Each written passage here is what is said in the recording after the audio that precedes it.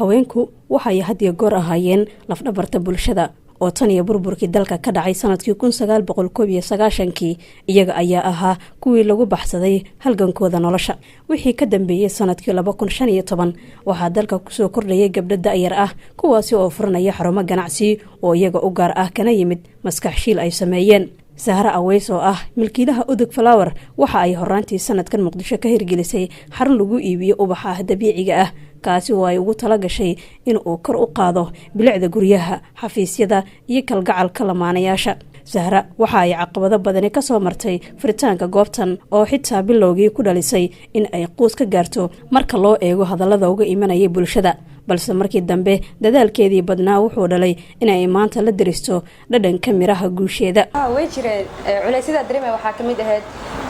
wax markii la sameeynaayo market research ka horeeyay wax ma la iska sameyn karo market researchkii markaa sameeynaayo oo dadkii fariintii gaarsiiyay ay gudahayeen oo wax se wadanku keeni karaysa maxaa la dhahaa wadanka cimiladiisa sometimes inay iga cabsiyaan oo kale markaas taas ay ahayd caqabadii ay dhahayn waxaas macquul ma ahan maxaa la sidee Soomaalida ugu dhaadhicin kartaa wadankeena 20 sano ugu dambeysay colaad u ahaa soo sidee wax u keenaysa haddana wixii markii aniga wadankeena ay xilli wixii ku soo aado kala guur ku soo aaday taas maxaa la caqabadii ugu badnaa taas ay ahayd haddana ma ka siinay jabin taas ay caqabadii haddana ka soo gudubnay dadkiina way barteen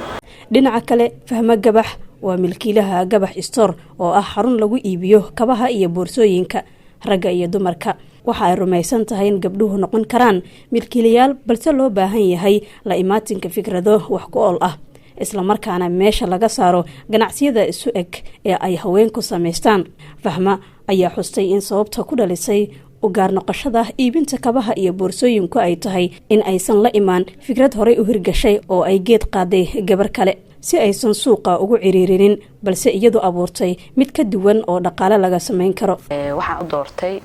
يعني magaalada business badana ka jiro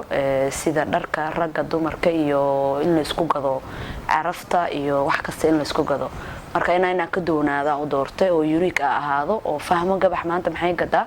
kab iyo boorso oo wax kale la weydiin karin oo unique aan ka ahaado